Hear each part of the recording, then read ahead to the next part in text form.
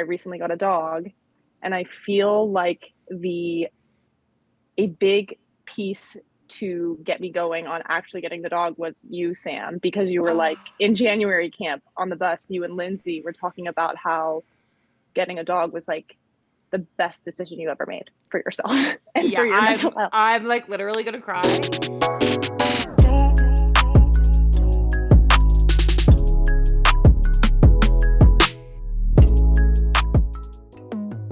Join us on June 23rd to talk about the future of women in sports and help her rise. You know the importance of long-term impact of engaging girls in sport and play.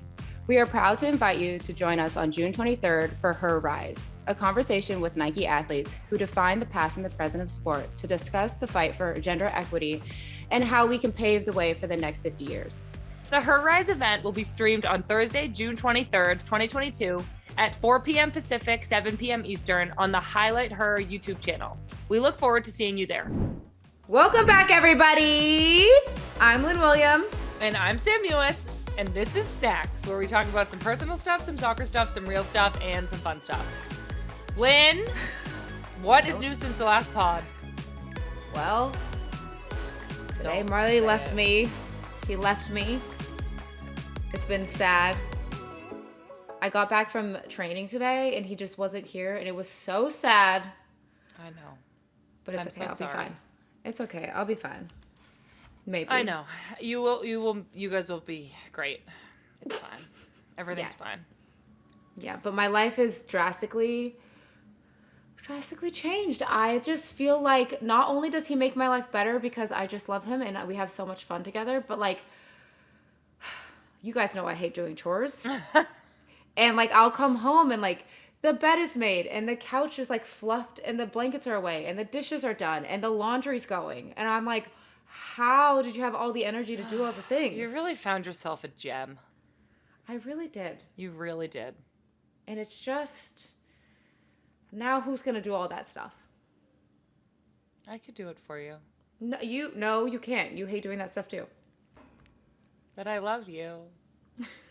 Thank you. Okay, we're gonna move on from that because that was sad. Okay, that was sad, everybody. But we're gonna talk about all the restaurants that we have been going to and all the fun things we've been doing. But I do need to maybe start cooking a couple meals at home. We agreed. We are gonna do that on Monday or Tuesday. We are going to cook a home meal. Yes, I think that would probably. Like, I just feel like most people are like, okay, on the weekend I might treat myself, but I have just been treating myself every day. I feel like it's because we've had guests in town. That's like true. Marley was here for like a month, so we wanted to like show him the town, take him out on the town. And now my friend is here. Yeah. So we're taking him out on the town. And it's Christy was here. So we were just, eating good foods, and now we're just gonna start making salads at home starting on Monday. And punish ourselves for a good time that we had. Yes, we have had a great time. Speaking of great times. Statistics. Sorry. Had to. Pat and Marley came to our game and they had a great time. They were at the pool party during the day. Yeah. Indulging. Yeah. Then they came to the game. Mm-hmm. And when I say that we got a follow-up text about player guests needing to abide by the wristband rules, I am not going to deny that it was Pat Marley who raised the alarms for that. Did that make sense, what I just said? Yeah, I mean, I know what you're talking about. They basically got us in trouble. I'm just going to say I did also play a part in that because I gave them the wrong color wristbands. My fault. I thought that they were green when they should have been lime yellow. So they just kept going around saying, like, they didn't know what the wristbands did. It just gets them into an area after the game so we can say hi. And they thought it was like their ticket. And the people were like, these wristbands literally mean nothing to us. And Pat would go, well, you're wearing my wife's podcast hat, so I think I'm allowed in here. People kept being like, you can't be in here. And they'd be like, we have wristbands. And everybody's like, that doesn't count. Where's your ticket? Literally, where's your ticket? Somehow they got into like a VIP seated section. Like, the whole game, I kept trying to look down towards the right to see where they were. And I was like, where are they? there. Like, where are they? And then 10 weren't minutes there. left in the game, I looked down and they're like front row seats on the field. And I was like, how did you guys get there? All right. Well, we're going to use this as a formal apology on behalf of our partners for their behavior. Yeah, That we'll make sure they honestly- have the right color wristbands and a ticket next time. They did have tickets, though. I don't know what happened. Well, we are only partially responsible for their behavior. Sorry. Anyways, I think I told everybody that I was working on a sourdough starter. Did I tell everybody that? I think so, but Well, if they know now. Now you know, and I made bread, and it came out so good on my first try. Is that the toast you're eating right now? Yes, it is. Oh, And yes. Pat put delicious things on there for me. That looks delicious. And I like was under the impression that it wasn't Hello. that it wasn't gonna come out like perfect the first time, and like honestly, I must just be like a gifted baker. Self-proclaimed gifted No, baker. I followed a recipe to the T, obviously. But But it came out really good. Yeah, we didn't mention this because I have your daughter, and Oh yes, Lynn has my starter daughter. and I need to use some flour because I need to feed her. She's hungry. Yes, you bring your daughter. You No, come feed It's your daughter. my daughter. This is Okay. my son. Okay, this is getting weird. So also, we went to the tasting room at Corvino, and so much fun. It was so fun. The food was amazing. We saw Pat through the little window. Yep. I tried a lot of things that I've never had before, Like what? escargot, an Well, I think we oyster. were just calling them snails. Is snails and escargot the same thing? I had a snail, but I've never eaten a snail before. I also have never had an oyster, and I had that for the first time. Pleasantly surprised with the snail, not gonna lie. You are a snail. You're a snail. Your name is Gary. Meow. Who would have thought that we could just insert SpongeBob into our podcast? I don't know. That was but crazy of us. I'm feeling This weird. is a nonsense podcast. You're a nonsense. You're a snail. But it was so fun. What else did we have there? We had oysters, snails. We had English muffins with mushrooms on them. Mushrooms. Then we had uni salmon Yep. and something with else. like avocado. Uni. we cod. had a bird. We had a bird. Squab. Yep. I almost that's just said squib. That's not what we had. Is that a bad word? I have no idea. I hope it's not. I have no idea what's going on. It sounds But like it could be. I don't think it I'm is. stressed. Move on. Okay. We had squab. Now I'm so confused. It's not a squad. We did not have squad. Whatever that is. We had squab. And then we had Oh, we had like a gnocchi thing. Okay, what are we talking about? What we had to eat at We Corvino. ate a bunch more food. It was incredible. The service was incredible. Yeah, it was so fun. So anyways, It you was should so go. fun. If you get a chance, you should go eat it. Yeah. Okay, also, this is on the AskSnacks part. Oh, yeah. Abby Dahlkemper, February 1st, 2013, tweeted, if this gets 50 retweets, Sam Mewis will shave her eyebrows. Yeah. So, Donut Friday, who is a regular on AskSnacks, went back in the archives to find this tweet. This So was in college. yeah, explain that to us. I don't really know. I think it was like Twitter was kind of new. That people were doing stuff like this where they were like, if this gets 50 retweets, I'll blah, blah, blah. And like, I don't know. I think I thought I was cool because I was like, I'll shave off an eyebrow. I don't care. But And like, did you? No. Will you do Because it now? This obviously got 50. Did it get 50 retweets? Actually, I don't know. But then I was like, okay, I'll do it. Like, I don't care. And all my friends in college were like, Sam, don't do it. Like, you'll look gross and it won't grow back the same. So I was like, oh, okay. So like, nobody really like held me to it. Okay, so would you do it now with another tweet if it got a certain amount of retweets? Well, like, no. Now I would need like money. Like, now retweets aren't motivating me. We're going to start a GoFundMe for Samantha. It's been 10 years. To shave off her eyebrows. Have changed. Ain't that the truth? It was just one eyebrow. And, like, honestly, like... Well, let's just shave it for free. What? Will you shave it for free? No. Will you shave it for $1,000? You don't want to play this game? $2,000. $5,000. Honestly, Lynn, you started... It's an eyebrow. I don't know. I could pencil it in. Exactly. $5,000. $10,000. I don't want to play. No fun. No fun. I don't want to play this game. Meh. Also, after our game against Gotham, my sister got to stay in town with me, and so she came to Corvina with us. And then the next day, or maybe it was the day of, we laid on the couch and ate croissants and watched Emily in Paris, and we were just like, this is exactly what we would both be doing if we weren't together. So we were like so pumped that we just got to do it together. A cute sister day. It was such a cute sister day, and it was Paris themed, I would say. Oh, that actually checks out. Yes, with the croissant. Croissant.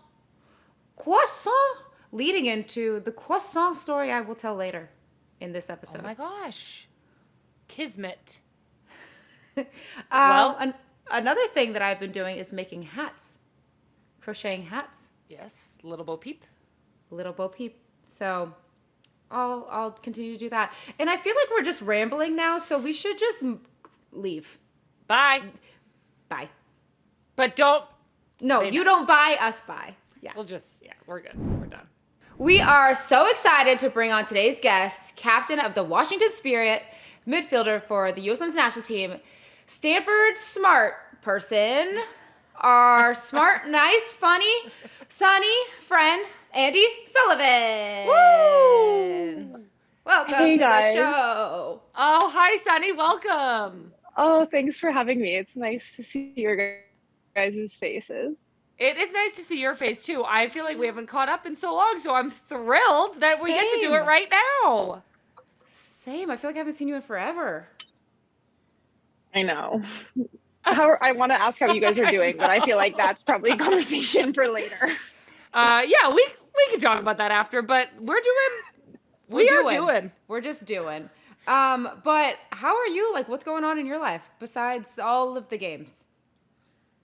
The games, oh dear, lots of games. So that's pretty much it.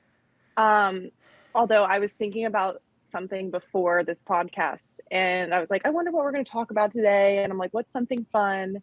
And I was thinking about my dog, because I recently got a dog, and I feel like a big piece to get me going on actually getting the dog was you, Sam, because you were like in January camp on the bus, you and Lindsay were talking about how getting a dog was like the best decision you ever made for yourself and for your mental health. I'm like literally gonna cry. The next question on our sheet was, you just got a dog. Oh my gosh, perfect. So we actually want to talk about the dog so much. Tell us, name, everything, how much you love. I want to know now that you have a dog after that information that we got from Sam. Like, do you feel the same way? I actually kind of wanted to talk about it. I love my dog, and she's great, and she's beautiful. But when you talked about Finn, you were like, there's no stress when you are like petting the dog and walking the dog. Like, and I feel like you and I have similar levels of thought processes. Let's say that. And for me, I see that sometimes where I'm like, snuggles, great. But I'm constantly like, is she happy? Is she okay? Does she know I love her? Oh my God. Like, so yeah, but she's great. Her name is Koopa. We rescued her. Koopa is the name of a cafe at Stanford where Drew and I would go together. Oh my so it's God. kind of like sentimental, cute. I love that. Yeah, but I feel kind of, so we almost named her Meatball because she looks like a meatball. And I feel kind of not like bad, but I feel like every time someone asks what the dog's name is, I say Koopa, and they're like, Cooper? And I'm like, sure.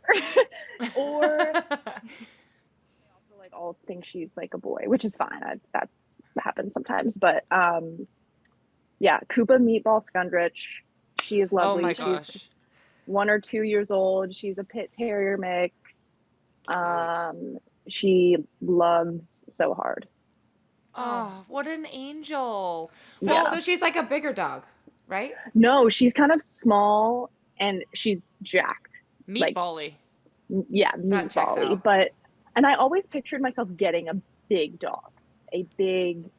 I grew up with a German Shepherd, so I kind of pictured that, or like mountain doggy, but she is like the perfect size. And if you pick her up, she just relaxes. Like she doesn't try and squirm or like fight you. And so well, Sunny, isn't that a great. sign that she trusts you and she's happy? I was just going to say that. I was just going to say that. I hope so. And it's also like, it's like humans. It's like, no, if we're happy, we're still not like smiling all the time. Like she's not gonna be wagging her tail all the time. Sometimes she wants to take a nap. I'm the same, but I'm still like, is she all right? If she's laying down, I'm like, is she just resting or is she sad? Well, do you know anything about her past? Like, do you think maybe she had a tough first She's home? had a tough, they don't know a ton about her. She was rescued from a high kill shelter in North Carolina. And they said she's 1 or 2, but they said that she's had babies, which is like, I feel like pretty young for, to have babies. But,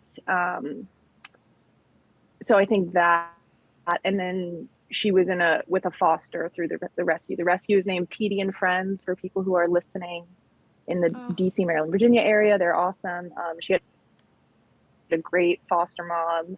And I think she was with her for like a month or 2. So I'm like, how stressful is that? Where you're like, living in this really stressful place and then you get relocated to North Carolina and you drive up. I'm like, no wonder she's had a tough start. And I'm it's taught me a lot about learning.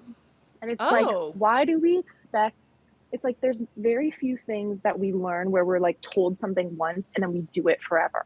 And I'm like, why do we expect dogs to be that way? Like, I told them, like, Interesting. And they don't even speak English. I know. So I'm like, it's taught me a lot about patience. Wow. Sunny, I feel like you just interviewed yourself. Like, me and Lynn are going to let you lead this interview because that was better than we ever could have gotten. Do you see our faces? We're just like, interesting. I feel bad though, because I talked for like that was amazing. No, Sunny, this is for like, you're the guest. You're supposed to do the talking, but I'm like just... so thrilled. Literally all I wrote down on my sheet was you just got a dog and we just got all this amazing thoughtful information from you. Why am I surprised? It's Sunny. Wait, so how long have you had Little Meaty? That's all I had prepared though, so we'll see where it goes from here. We've had her for I think 3 months. Oh, so it's new. Bless. Yeah. Yeah, so she's just going to get like more and more comfortable as time goes on and you'll get more adjusted. I don't have a dog, but I'm just assuming. There are always wrinkles though, especially with, I think, a rescue dog. So she tested positive for heartworm after we got her. So we had to take her somewhere to get treated for it. And she was taking preventative already. And so she like is on restricted exercise, which is so hard for a dog. And like, also, like you said, they don't speak English. So you can't explain it. Like, so right now it's been a couple weeks and she's definitely riled up and wants to play. And I'm like, just hold on for a little bit longer. I know. Well, Sunny, I just know because I know you that you guys love her so much, and I know that she knows it. And I think she's happy, thanks. and she's very lucky to have such a nice home. That was so sweet, Sam. Oh my God. Thanks, guys. Yeah, that's really nice. You know, Finn has been, I've already talked about this on here. We do this every week, Sunny, so sometimes I repeat myself, but Finn has allergies. Oh my gosh. We were over there last night, and the poor thing has like a scratchy throat or something, and just is sneezing everywhere. He goes like this. Oh, I'm going to like sneeze out boogers myself, but he just goes... like nonstop. We had to get him medicine and eye drops. What do you do for that? We've taken him to the vet a couple times. He's taking a little snooze right now, but it's just like a new place for him here. I think there's a lot of pollen, so he just has little dog allergies. Sam also got allergies for the first time this year, so it's just they're connected. Yeah, we are. Finn got allergies, so I got sympathy allergies. That's amazing. Okay, so we're going to move a little bit on from the dog. Reluctantly. We wanted to talk about Drew. You guys are married, and I feel like maybe a lot of people don't know that. Do you guys like talk about soccer all the time? You guys are in the same city. That's pretty cool. So you guys went to school together at Stanford. You both played soccer. Yeah, we went to Stanford together. We met freshman year, but we were like friendly, but really didn't know each other very well. And then sophomore year, I lived in the same hallway with like 10 of his teammates, just by coincidence. Oh. And they were kind of the ones who were like, oh, you guys would kind of be good together. Like they were kind of jokingly pushing it from both ends. And so we didn't start dating until our junior year of college. And it was funny. We started kind of like talking, I don't know the phrase, whatever. We had gone on like a date or two. And then I tore my ACL and I thought like, oh shucks, like this is over, you know, because like that's such a hard time to start dating somebody. Is like they're laying down, like they can't do very much. So I was kind of like, well, like that could have been great. And then he still like wanted to date me, which was so nice. And then True. Dated for a few years, and he proposed the beginning of 2019, which I was very surprised about. I remember talking about this with you, Sam. Yeah. Because we were talking before, we were at camp and I had flown. You were like, what are you going to do today? I was like, oh, I'm flying to see Drew. Like, we're not going to do anything. I remember. And yeah, he like proposed that day. And So I thought it was going to be like, oh, I was shocked. Shocked. It was great. Oh, that's awesome. And then you guys just got married. We got married the end of 2019. Oh yeah. So December 2019, which was like right before COVID happened. And then he was playing in Sacramento. So kind of like the beginning of our marriage, we were distance, which really stunk, as you guys know. And then after that year, he decided to sign with Loudoun United, which is DC United's USL team. And he was like, hopefully I'll go to DC United's preseason and hopefully they'll sign me. And it worked out that way. And I signed him around May of last year. So we live in the same place and we play professional soccer in the same city, which is incredible. But like, yeah, we don't talk about like soccer. I think we talk more about, and I think people think that about us because like I'm very intense. But we talk more about like what happened in your day. And I feel like it's more about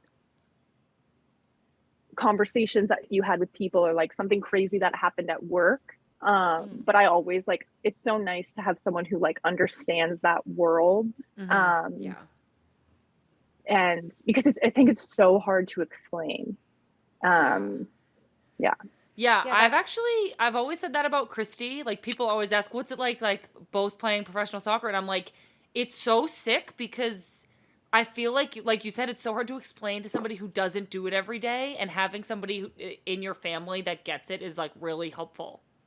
Yeah, so much. And I think I can it took me a long time to be okay with even training with him and like working out with him, because I was kind of like, I don't want you to see this side of me when we were first dating. But it was great in off season because obviously we wanted to like spend so much time together.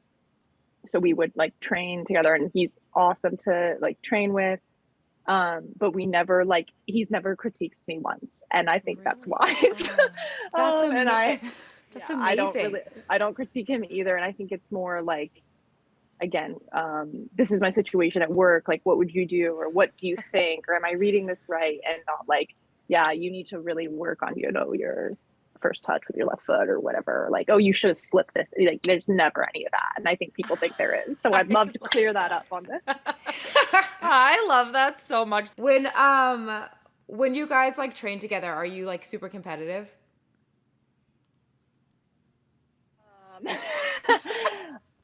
It's like, so it's funny, on our honeymoon, we got married mid-December because it's the only time you can really get married if you're on the national team or even in the NWSL. And and we went on our honeymoon, and obviously January camp's around the corner. So I'm like chasing him around the resort, and we were doing like interval runs, right? So it's like 2 minutes on hard, 1 minute recovery or something like that. And so we would start in the same place, and we would both run as hard as we could. And during his recovery, he would turn around and I would keep running forward, and he would turn and run back to me during the recovery, and then we'd go again. So it's like, it's hard to compete with him. He's like a fitness monster, but I think there's some things like technically that I like am more focused on. So I think we complement each other well, and then we both can play, center mid. So we do like a lot of, we like doing a lot of the same things. So it's not That's super good. competitive. Well, that's good, because when me and Marley work out sometimes together, let me tell you, I know I can't catch him because he's like, his legs are so long, but like, we were in Hawaii one time and we were running these hills, and he was just beating me. But naturally in my mind, I'm like, I can keep up. I cannot, but I thought I could. And I was just sprinting up these hills, like dying. So we finally get to the top, and I'm so exhausted. You know, when you like, you can't really hear yourself because your head is pounding so much. Have you guys ever been that tired? And he was like trying to talk to me, and I just like wasn't responding because I was about to vomit. And I was like, shut up, stop talking to me. And like, that's just what we do. Or like because he doesn't play soccer. So like, I'm like, I need you to throw the ball to me. And he like throws it wrong. And I'm like, you're doing it wrong. And then he's like, just get there. And I'm like, oh my God. When Pat would have to roll the ball out to me to do shooting, I would laugh so hard. Like, I would pass it into him and I'd have him lay it off. And I would laugh so hard because he kicks the ball like a person who's never played soccer in their life. Like, he can't open up his hip. So I would be like, okay, Pat, you're going to have to, I couldn't shoot because I was peeing my pants laughing. And I'd go, okay, you have to get down on your hands and knees and you have to roll them with your hands because I can't get through the session. Slaps the balls, starts slapping the balls side to side. And now I'm peeing my pants even more. You guys, it's such a hard adversity to not be married to a professional soccer player, Sunny. So that's really amazing. Yeah, I feel like yeah, you've got it good. You have got it good. Yeah. So you both play center mid. Do you feel like off the field? Like, I picture Drew as like the male you. Like, are you guys very like similar, or do you have like, if you complement each other on the field with like a little bit of differences, like, do you feel that way with your personalities? Yeah, I don't feel like we're the same. He's an angel, honestly. Like I mean, so love that. I get. Okay. No, I know. Well, that's why I'm saying we're not similar, because he's like he's so calm, and like I feel like by saying things that he is, it means that like I'm not. Like, he's so hardworking, and I'm not saying I'm not hardworking, but it's just like a different level. But well, yeah, they're just things you admire in him. I think that's calm, steady, like kind. Oh gosh, like so fun. I don't know. I love that I get to talk about him though, but I like don't even know how to answer that question. Similar. I would love for you guys to meet him. I know. I kind of can't believe we've never met, but yeah, you did basically just describe yourself in our opinion. So I'm sure you guys have a lot in common. Yeah, I was like, okay, this is you. I think he is less, I don't want to use the word anxious, but like I said, like Sam, you and I kind of have similar, like we get riled up and worried, and he doesn't really do that so much. Yeah. Do you think that helps so interesting. Do you think that helps you in like your game or just life or? So much, because I think, like I said, because he understands it, I can like vent and explain it, but I don't feel judged, which I could see like how if someone, like if you're different, that they'd be like, well, why are you thinking that way? Like, he never makes me feel bad for what I'm thinking about. And so there's never been something also, I'll be like, do you think I'm crazy? And he'll be like, no. Maybe he does think it, but he would never say it. I don't know. But I do think that's very sweet. That he has helped me a lot in like, I mean, I've been working on like the mental side of things with the sports psych as well, which has helped me tremendously. But I think also having that like at home has helped me just like stay calm and like focus on what I can control and like do what I can do. And it's so helpful. Join us on June 23rd to talk about the future of women in sports and help her rise. You know the importance of long-term impact of engaging girls in sport and play. We are proud to invite you to join us on June 23rd for Her Rise, a conversation with Nike athletes who define the past and the present of sport to discuss the fight for gender equity and how we can pave the way for the next 50 years. The Her Rise event will be streamed on Thursday, June 23rd, 2022 at 4 p.m. Pacific, 7 p.m. Eastern on the Highlight Her YouTube channel. We look forward to seeing you there. So you obviously have been in like a leadership role and you've been a captain since your second year in the league. And you have described yourself as like an anxious person, but like, how do you like do that? And while also like having a bit of like anxiety, and was it hard being so young, just stepping into this like leadership role? Yeah, I think that I was really not expecting to be named a captain my second year in the league. And even my first year, I remember leaving Stanford and being like, I'm really excited to be a pro and be in a new environment and kind of have less responsibility on the leadership front. I was kind of excited, like, oh, I can adjust to the professional sphere and not worry about the leadership aspect. But that really wasn't the case even my rookie season, because I a top draft pick and went to a team that was really struggling and I think had a lot of expectations on me to help the team do better. And I failed on that front, but obviously not by myself alone. There were a lot of reasons why we weren't doing so well. Well, yeah. And I mean, look at you. I'll just say, look at you guys now. Like, obviously you have had an incredible impact, but proceed. Well, there's been a lot of changes and everything like that. So I think the anxiousness and stuff is almost less so on the field when it's happening. Like, I think my training mentality and how much I like want to get better and how much I want the team to get better and I want everyone to feel their best self, and like that's how I get better, that's how they get better, that's how we get better. I think that I've always had that from a young age, and so I think that that's why people then often want me to like help lead the team because of how I feel on the field. And when I think having that confidence in that safe space is almost like an escape from then when I get off the field and I start overthinking things. But I do think it is a really hard balance of like worrying about, especially now, like worrying about myself and my performance, but also like what's going on with the team, and how do you balance that? And I don't think I'll ever figure it out. I think it will always be a challenge, and because it will always be different. There will always be something going on with the team. There will always be something going on with me, the context of the world. So it's just, I think I've accepted that there's no like one way to do it and there's no clear answer. And that's just always going to be something that is challenging. And hopefully I can get like more practice with it and figure out what works. Yeah, something I was going to say is maybe there's like a misconception that if you have anxiety off the field, that it means you're not a confident player. And I don't think that that's true at all. I would say, I agree, Sunny, that we're very similar off the field and that we worry about things and we worry about what's going to happen if X, Y, and Z, what did so-and-so think about this? But then when we get on the field, I think both of us are like, I'm good and I'm going to play my best and I'm going to help the team win. And I feel confident in that. And I feel like I'm confident in who I am as a leader. And it's just that our brains just are going. But You're right that when you step on the field, it is kind of an escape because it's, for me at least, it's the one place where I'm like, oh, I know I can do this. And then I get off confident. And I'm like, well, I can't do this. Can I do it? Did I do it? Can I do it better?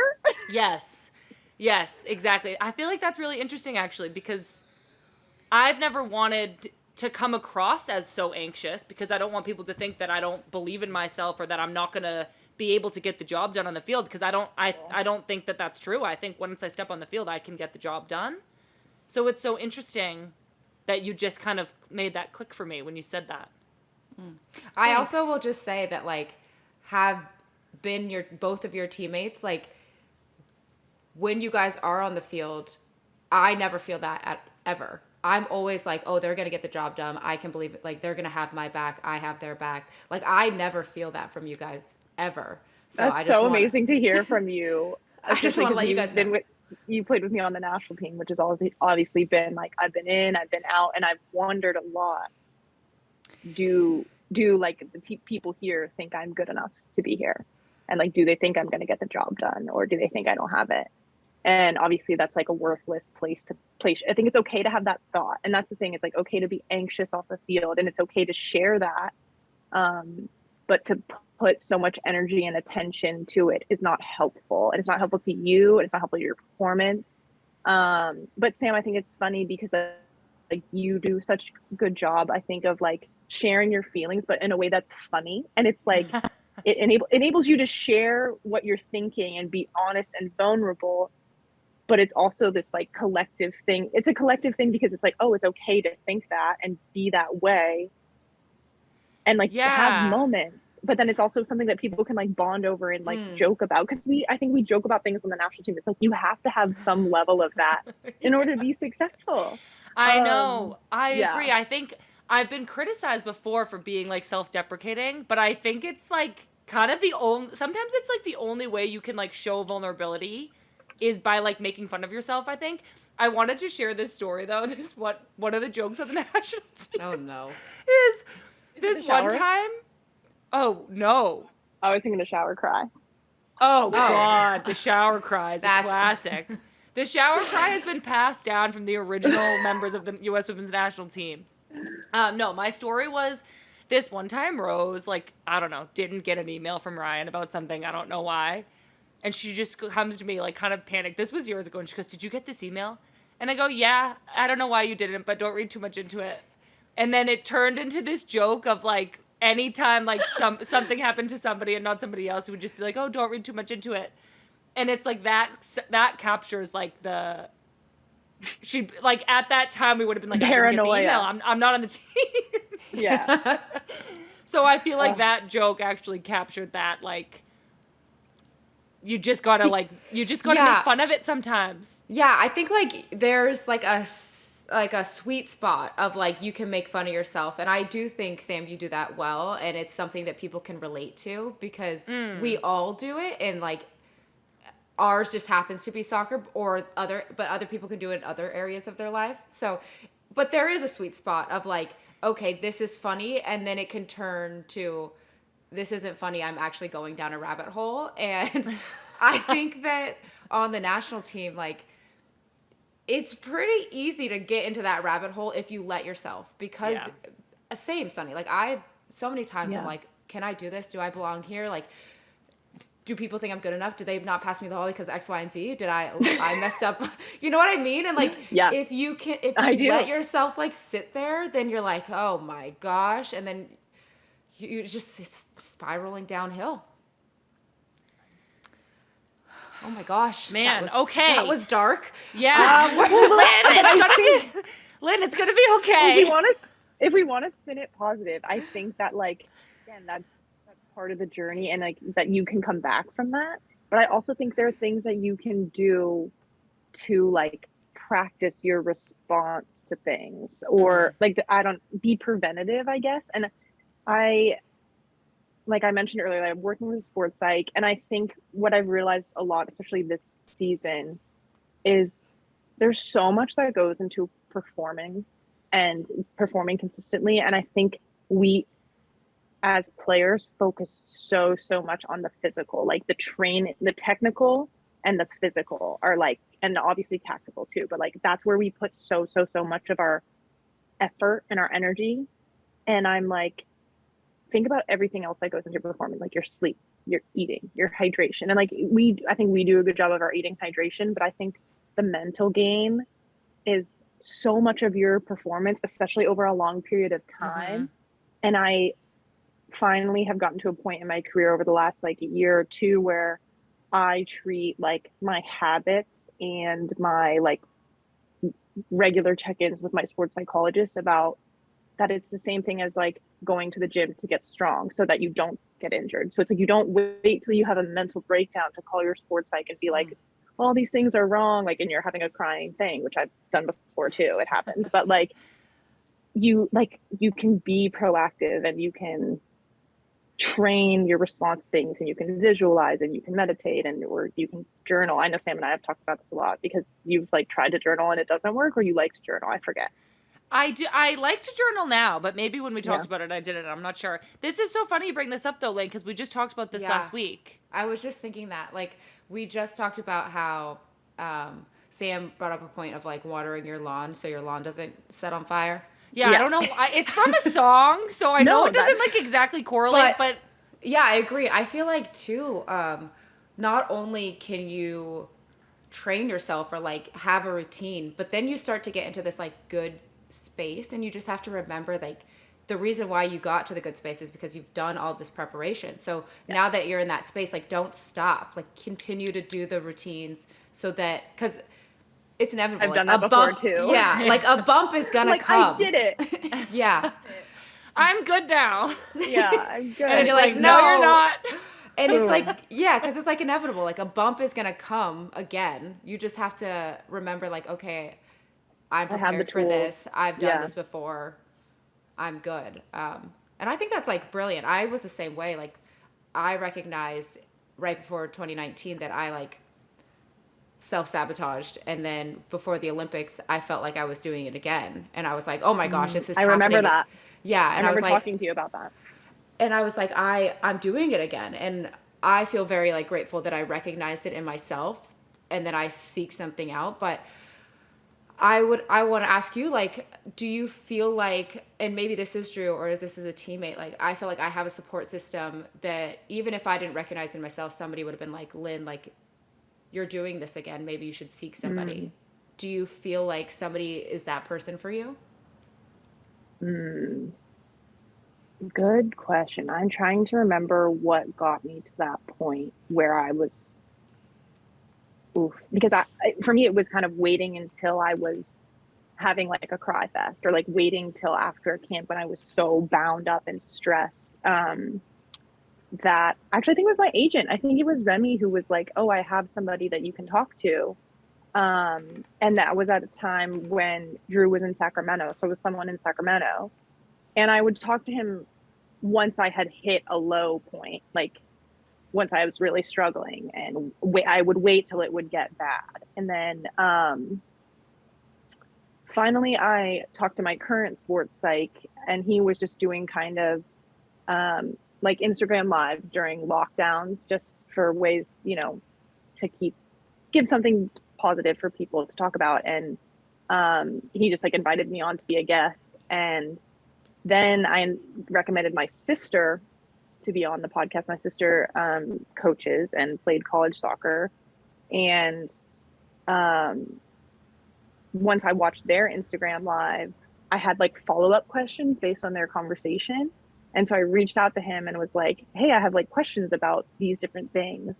They were all questions of, like, what if this, what if that? And so then once I talked to him for the first time, he was kind of the one who was like, just, you have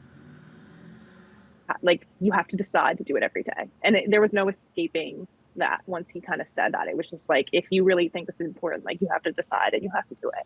And and once he kind of said that, there was just, like, no excuse. Yeah. I feel like, Sam, I've been talking a lot, but I'm just going to keep going. I feel like that's the one great thing about my sports psych, is that she just calls me on the BS.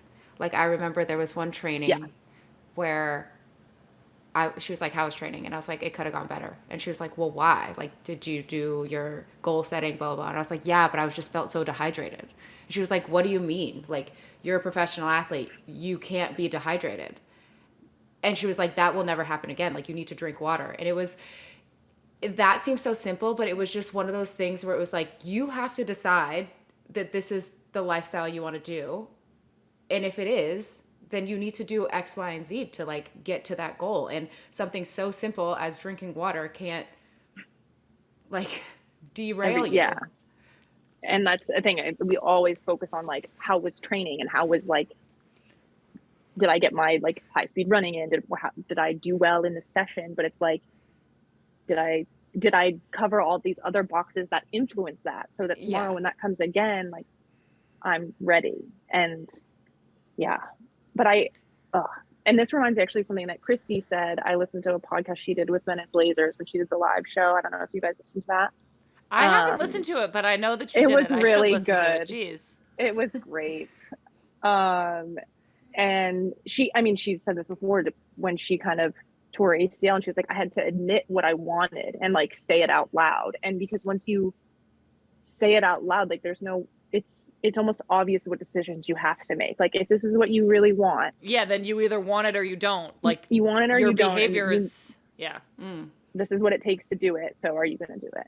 But I do think Drew is like an incredible support system for me in that. And actually we were just talking about this recently because I'm going through some like soft tissue hiccups, which are so frustrating to me because I'm like, I feel like I'm doing all the right things. What am I missing? And we always kind of like tread lightly when we like talk about soccer, like are asking each other our opinions on each other's soccer stuff. And then he was kind of like, well, if you want my help, like I'm always willing to help. And I was like, well, what do you mean? Like, is there something that you think I'm not doing, or is there something that you would be doing differently? And he's like, no, I just mean like, if you want me to hold you accountable to stuff, like tell me what it is. And I'll, at the end of the day say like what Lynn, what you were saying your sports psych does, like, oh, were you hydrated? Like, and for me, we just set like a new goal together, which is so nice. It's like in the evening doing something for me. So like, after this, I'm going to do a little yoga session. And tonight before we go to sleep, he'll say like, did you do something in the afternoon? And I'm going to say, yeah. That's awesome. But it's such a delicate balance, right? Because you also don't want like your partner who's like your fun escape from the soccer world, in a sense, like who gives you energy in your life, to then also kind of become convoluted in that. So it's all a very fine line, but we walk it really well. So I think that's the most important thing, is like finding those support systems who you can like communicate effectively with and like know what you need and when you need it. And it's it's interesting. Yeah. Okay. So could you tell us a little bit about the journey that the Spirit has been on from when you first started in the league until winning the championship last year? Yeah. So my rookie year, this is the start of my 5th season, including 2020, which is kind of hard to include. My first year, I loved the girls in the team. We had a pretty great group, but we could not win. We won 2 games out of 24. And that was, yeah. I don't think I realized often that. say that to people now in the locker room, because it's like, look how far we've come. And it was so hard because every game was close for the most part. It was like 1-0 losses, 2-1 losses. And I really enjoyed the girls on the team, but it's just so hard when you're not winning. It really is tough. And there were, a ton of reasons for that, obviously. And then we got a new coach and new majority owner my second year. And there were lots of low-hanging fruit that they picked off. And we kind of had a swing of new players. They fixed a lot of things. And we had a pretty good 2019 season, and we were like a really exciting team. And I think we were going to build off that in 2020. And then we had the Challenge Cup, COVID obviously in the Challenge Cup. And then 2021 was like the ultimate disaster, more for across the league as well for our whole team. And so my journey with the Spirit has been like very down, up, down, up, down. And last year was like so down. There were so many different things that were a problem. And I think halfway through the season, we were like we weren't in the top 6 for playoffs or something, but we could be. And we had to kind of start winning out in order to make playoffs. And our coach had been fired. Our ownership was already starting to kind of be up in the air. We had 2 forced forfeits. And people on the team, we just kind of came together, and people were like,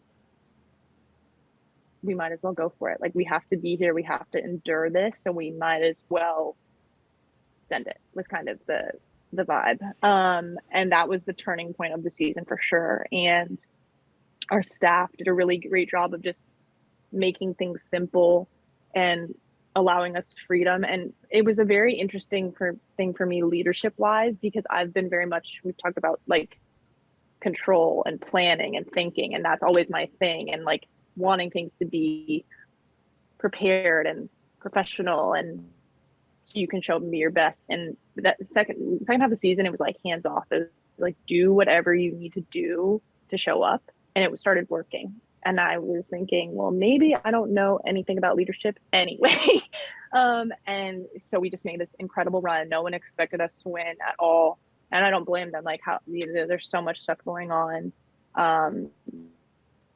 And we ended up winning the championship, and it was such an incredible thing to be a part of. And but you know, once you do it once, then you have to do it again, and that's way more challenging, as you guys know, to do it multiple times. So we're off to a little bit of a rocky start currently, but I think I feel the best I've ever felt about the state of the club, and I really believe in Michelle King's vision, and that she's going to follow through and continue to evolve and continue to make tough decisions and do what's needed and bring in the right people to really make the Spirit the best in the NWSL, and not just the best in the NWSL. She wants to be a top sport organization in the world, and I am fully bought into that. So exciting times ahead. Sorry, that was a very long that was awesome. That was awesome.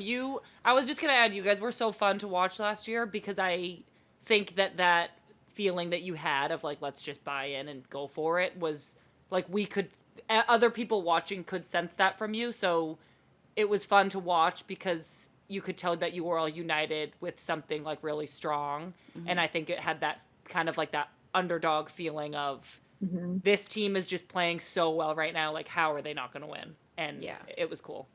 Yeah. And I think that's something that we've actually like been struggling with now, is that we don't have those external dramas to bind us and motivate us. And so now you have to look within, and that's mm-hmm. way harder. And so I think we have a lot to grow there. So I'm trying to figure out how to help that on that front. But I think that perfect. like you said, once you've won, you like, it's kind of like you have a target on you. Big time. But everyone hates you, as they should. Yeah, but I think that, I mean, Sam, we're lucky that we have won multiple championships. But when I look at like the championships that were so exciting, were the ones that we had to go through this like really tough journey, because at the very end you're just like, oh my gosh, I cannot believe we got through this. We stuck together as a team. We didn't let anybody else on the outside like break this little bubble of the team that we have, and we created this like sacred circle, for lack of better words. And I think that it like helps going forward. And like, yes, you guys are in a rut, but like knowing you have that team that you've gone through something really hard with, and now you guys have like an ownership that wants these amazing things to happen, and you feel that support. I feel that, like, who knows what you guys are going to do? Like, I still think you guys are a very exciting team to watch.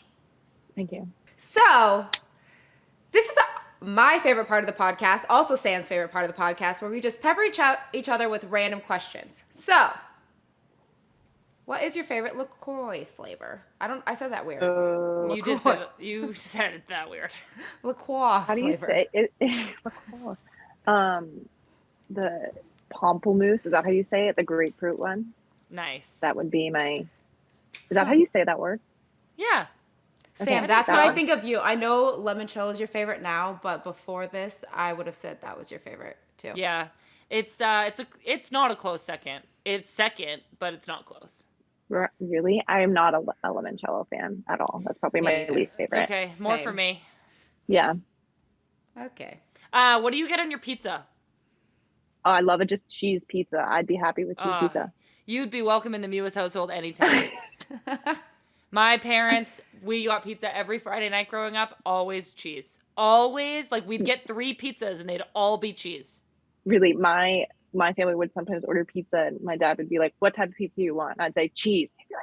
He'd be like, he hated ordering just like a cheese pizza. He wanted to order something substantial. But no, I love a good cheese pizza.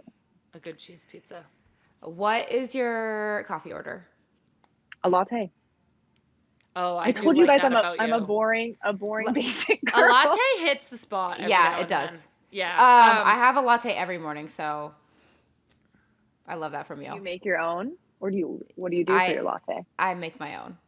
Do you have like a nice fancy machine? Yeah, I have a Breville. Yeah, that's nice. It's a that's game what changer. My parents have. Yeah, I have an espresso, and it makes lattes. It makes espresso and coffee. But sometimes I've been debating, like, do I want to get a pour over and like make a coffee? I think Drew doesn't drink coffee at all. Neither does Marley. Really? It's upsetting. It's upsetting. Me out. Yeah.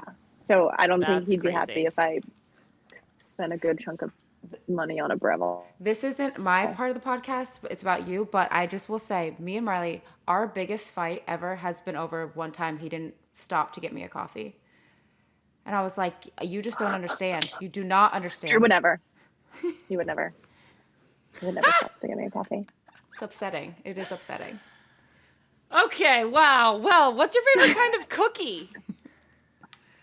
I feel so bad. I'm just gonna be like chocolate chip. Like that's the first thing. You can't beat chocolate chip. I've said cheese pizza, a latte, Yeah, and chocolate chip. Like you're not you're not on a good run. Okay, you got another chance to redeem yourself though. Cake or pie? She's like, just vanilla cake with vanilla frosting. What kind? Just if you had any kinds, 2 pieces in front of you, any kind of cake, any kind of pie. I would do like a pizookie. Like ignore cake, ignore pie. Oh, okay. Sam didn't like that. All right, she doesn't No, want that. Sam No gave cakes. me an eye. No cakes, no pies. She wants a pizookie. I love that. She said your question is stupid, and I'm answering it differently. It was your question. No, I know. We both read this together. Fuck off. She's I'm upset really with struggling me. with like the fun section. Like vanilla. Okay. Vanilla. Do you sleep with your dog? Oh, she is in the crate. And I feel like that will make people be like, you are so mean. It's better for the dog to sleep in the crate. She It actually means you love her a lot, and I was being selfish when I let Finn out. she's actually like good in the crate and doesn't really mind it. She has no concept of personal space, and if she's over there sitting and she's sitting and being good, so you want to reward her with a pet, you pet her, and then she's like, oh my gosh, you pet me, like I must have more pets, and like freaks out. And like on the couch, there's no such thing as close enough. I'm gonna send you guys a picture after this of what happened to me yesterday. I was sitting on the couch doing something. She crawls up on the top of the couch and like lays down here and That like is face so here. Like there's no. It's cute, but there would be no sleeping if she were in the bed. Yeah, that's fair enough. I did wake up this morning and she would just be up in your space. Finn's little head was right there on my shoulder, resting right there. It was really sweet. Cute. It was really There's sweet. really cute moments, but also, enough snuggling on the couch. Sleeping is for sleeping. Yeah. If you could ask your dog any question, what would it be? I was gonna say, are you happy? You know that this is your home and that we love you. Oh man. Again, that's like pretty. I think that's pretty deep. I think that's good enough. Gosh. I'm starting to sweat about this section. Okay. Oh my gosh, that was unintended. This is supposed to be the sweat is over. Okay. What's the first thing you do when you get home from a trip? Oh, great question. We've been getting back pretty late. What's the first thing I do? I mean, now it's pet my dog, and that we need to move away from the topic of the dog. So I won't shut up about the dog. That's okay. Actually, I have another question that the answer could potentially be the dog. What's your like go-to like me time activity? Like you're just like, I'm stressed, I need to do something for myself. What am I gonna do? Ooh, if I'm stressed, I'm a stress napper. Oh. So, yeah, like if I get too stressed, I need to lay down, shut my eyes. That's a good answer. I like that. Oh my God, we have more. We have fan questions. Jeez, we're keeping you forever. Now you know we had to bring back. You know we had to. Now you know we had to bring back the fan questions. Don't forget, if you want to send us a question, tweet us with the hashtag AskSnacks. Woso fan, we've had this person ask us before. Thank you for the questions. Will Lynn ever get a dog, and will Sam get another dog? I will get a dog. Not while I'm playing, or not while me and Marley are apart. I think it's a lot of responsibility, and with us traveling so much, I don't want to like board a dog or put that on somebody else. So eventually, yes. Great. And maybe eventually I would get another dog. Sunny? I am always baffled at how many players in the league have dogs when they like live by themselves or like, because even with Drew and I, it's hard. And so I can't imagine doing it by yourself, with especially how much we travel and stuff. So Lynn, wise choice. Yeah, Sam, great choice because Pat's there. Yes. Thank you. Agreed. Brooke Edston, what's your favorite pregame and postgame snack? Pre-game pancakes. Are you guys on the pre-game pancakes? Mm-hmm. Yeah. Yes. Always. Post-game? Post-game, I don't want to eat anything but like junk food. Yeah. And I know that sounds bad, but like chicken tenders. Yeah. Like a good Coke. Good. Like a good Coke after a game. French fries. Yeah, that sounds good. Honestly, people are going to think I'm a freak, but like I love muscle milks. Like I would gladly drink a muscle milk 24/7. What flavor? Cookies and cream. Honestly, any flavor. Cookies and cream is my current favorite. I don't know if I've had the cookies and cream muscle milk. Oh, it's bomb. Okay. Muscle milk. Sam Mewis loves you so much. She would like you to sponsor her. I would. Right now. It's a natural partnership. In my opinion. I couldn't agree more. Hi, I'm Andi Sullivan, and this is the Snacks, a podcast from Just Women's Sports. And thank you so much for listening. Don't forget to subscribe on iTunes, Spotify, or wherever you get your podcasts. Our show is produced by Just Women's Sports, producers Lauren Day and Kat Maniatakis, and tech producer Parker Fenton. For more great sports content, go to justwomensports.com. Be sure to subscribe to the newsletter and follow along on Instagram, Twitter, and TikTok. I'm Sam Mewis. And I'm Lynn Williams. And you've been listening to Snacks.